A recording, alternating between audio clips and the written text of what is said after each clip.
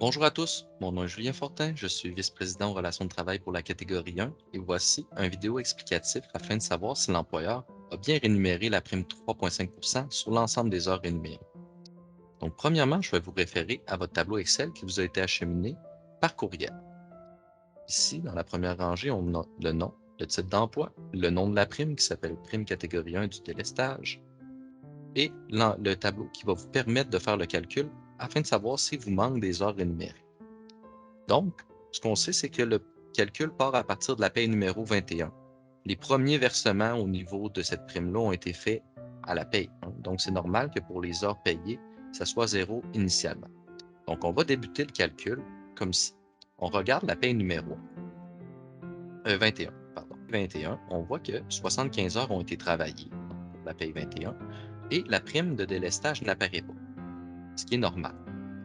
Donc, les heures travaillées, 75 et 0 de payé pour une différence de 75.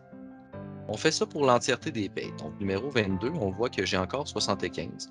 Donc, le 7,5 heures faites en férié devrait être énuméré également pour la prime.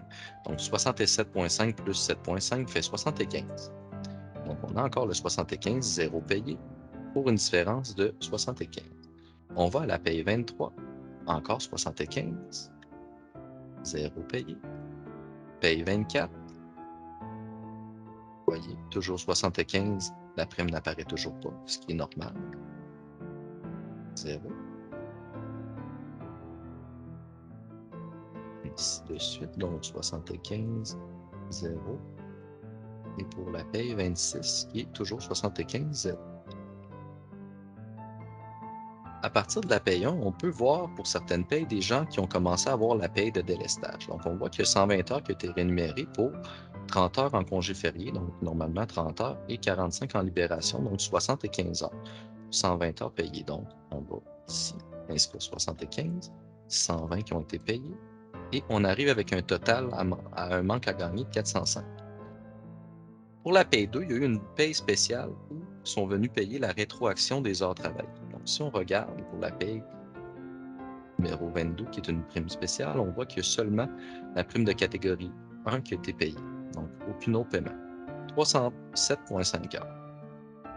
Donc, calcul, c'est 307,5. Et il reste une balance toujours de 97,5 heures à payer. On continue avec la paye numéro 2. Donc, ici, paye numéro 2. On voit qu'il y a 75 heures de travaillé et seulement 60 de payé. Donc, il n'a pas été rémunéré sur les fériés. Ici, 60. Donc, un manque à gagner de 15 qui s'additionne au 97,5. Ensuite, le numéro 3. On voit 75 et 75 payés. Donc, pas de manque à gagner pour cette paye-ci.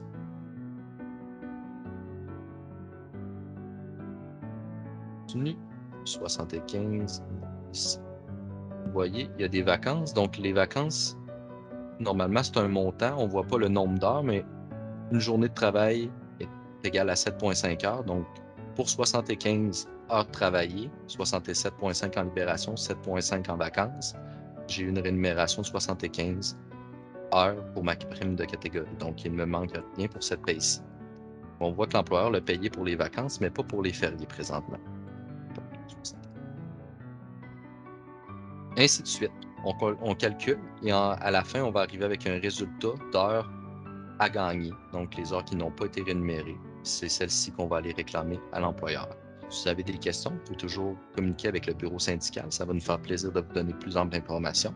J'espère que la vidéo était très explicatif et vous a donné l'entièreté de l'information pour pouvoir répondre et faire le calcul.